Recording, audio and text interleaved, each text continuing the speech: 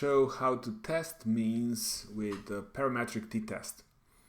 We're going to show 3 tests. The first one will be the one sample t-test, then we'll show the independent samples t-test, and in the end paired samples t-test.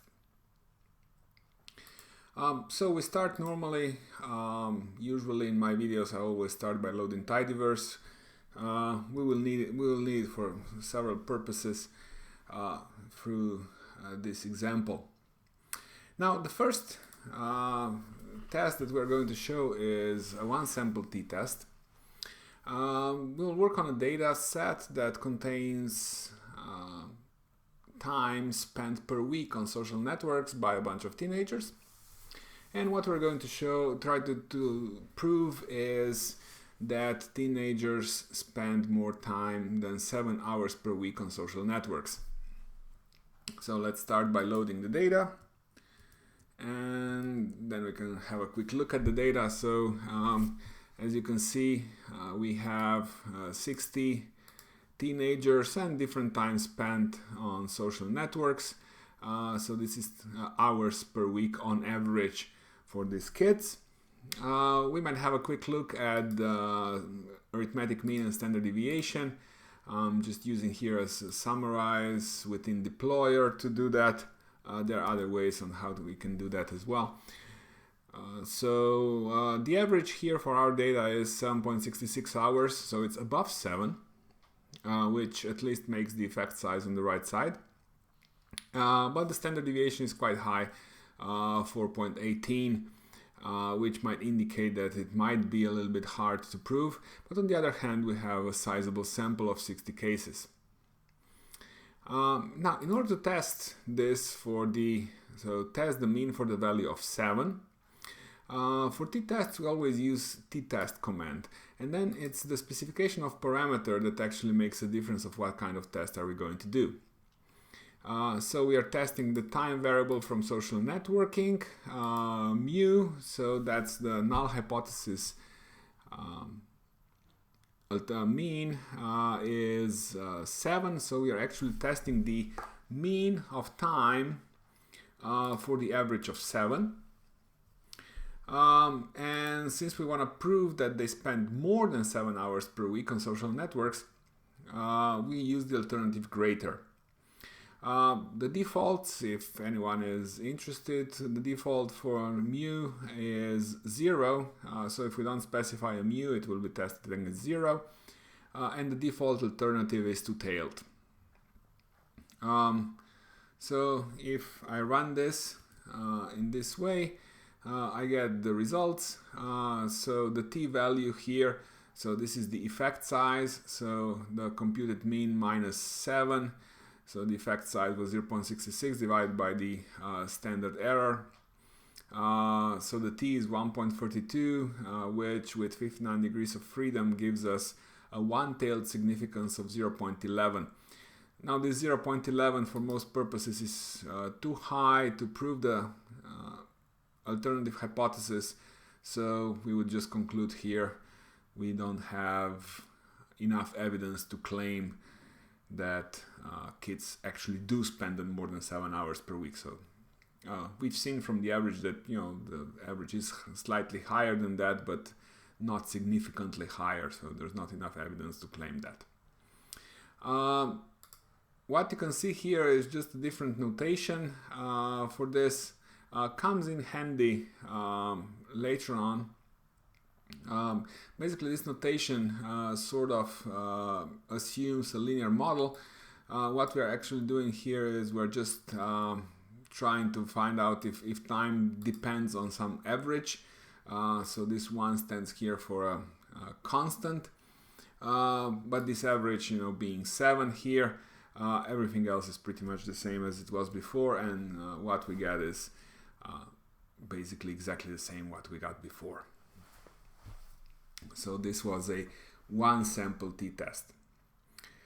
Now if we continue and do the independent samples t-test, we're going to work now on a different data set, that includes teenage growth, and the question here will be do boys in their teens grow more than girls?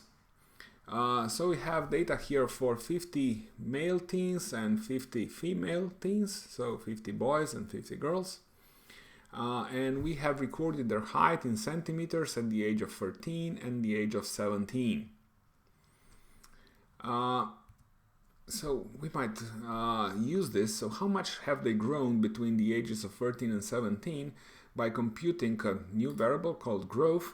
I use mutate here from deployer in order to do that, and growth will be just the difference between height at 17 and height at 13. If I run this, and then I will run just a summary. So by sex, the mean and variance for growth. If you look here, you can see that females grow in those 4 years by 9.64 centimeters on average with a variance of 23, whereas boys grow by 17.38 with a variance of 60. Now you can notice here there's quite a difference in these variances. Now we have to remember that the independent samples t-test can be run under two different assumptions,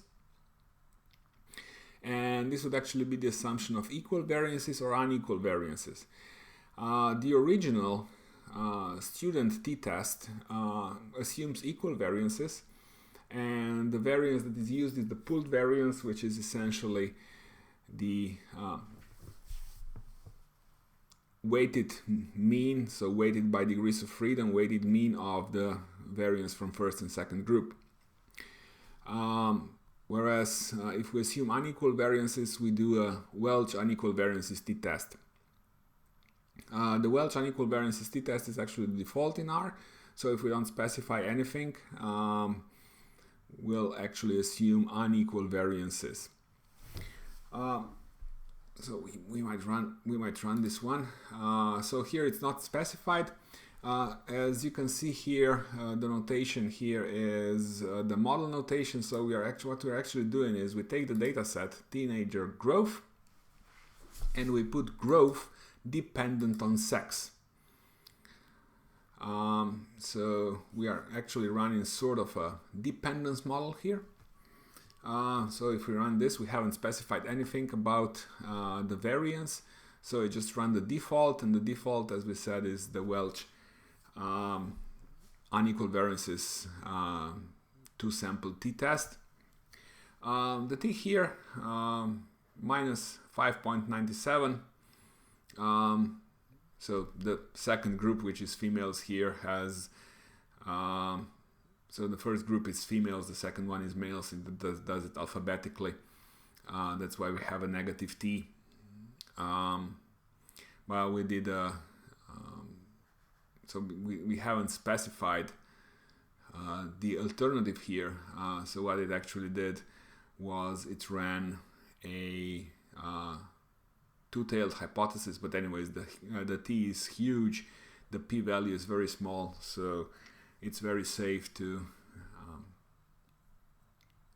reject the null hypothesis and confirm the alternative one that boys indeed do grow differently or faster or more than girls do.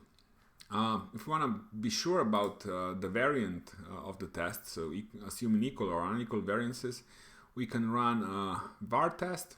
The best way to specify it in the same way as we specified earlier the t-test. And it's an f-test. The second group variance here is higher than the first group variance. This is why we get a below 1 f-test. F has two sets of degrees of freedom, df1 and df2. Both are 49 in this case, and it is significant.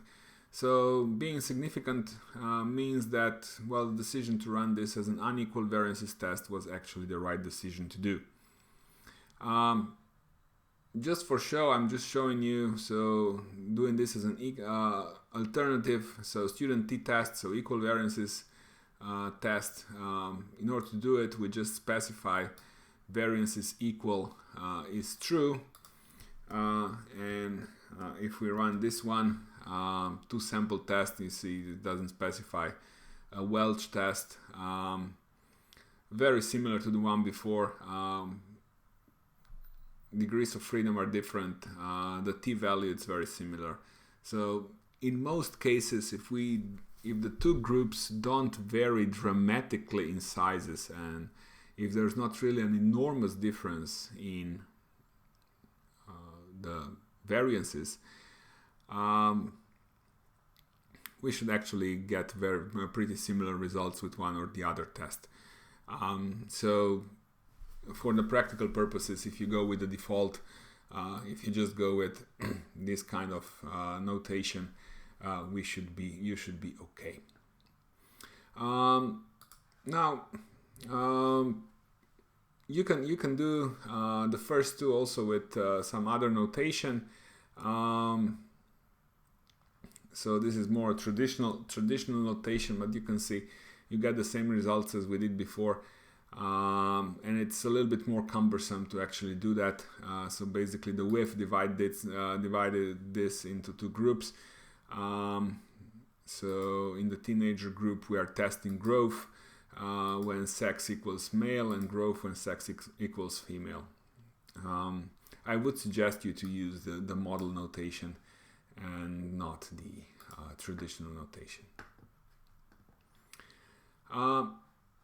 The first test we are going to show in this example is the paired samples t-test.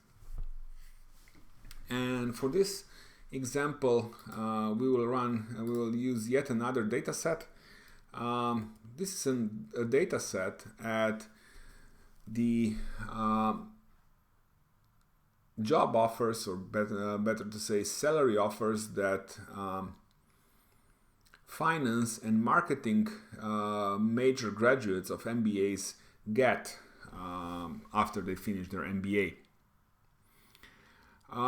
Because, well, obviously this is different people, so the obvious set will be here to just pad finance majors versus marketing majors as independents. And if we try to run this, now we don't really get a significant result. So even if we expect that finance majors will get a higher offers than marketing majors, and we do this as a one-tailed, so greater than alternative, we still get a p-value of 0.06, which is above our highest threshold at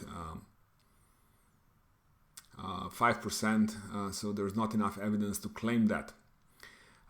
This is largely due to the fact that there are really big difference, really big variance within them. So between different students, because a major factor that actually determines the job offer is, how well did they do. So it really takes on their grade point average. So what we did here is we actually formed pairs. So we took two students with the highest grade point average from finance and marketing. So then two students with the second highest grade point average from finance and marketing, and so on up until the lowest grade point average. So it was around 2.5. You need to graduate from an MBA in the United States.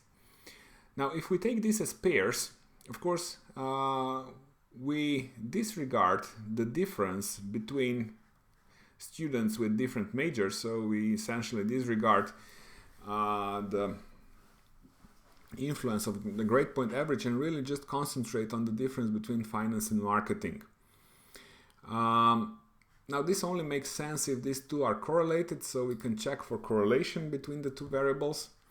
The correlation here is really high, 0.98, so basically we can conclude that grade point average actually is a very strong determinant of the salary offer.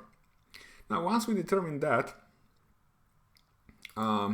we can run a paired samples test.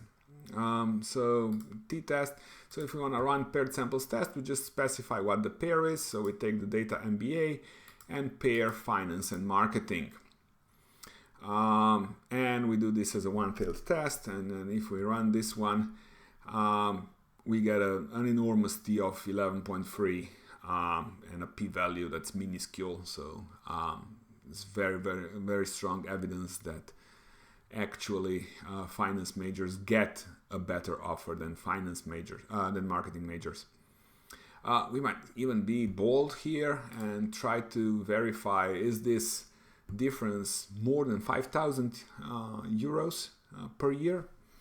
We do this by just adding mu equals 5,000, so we are actually testing here, is the difference more than 5,000?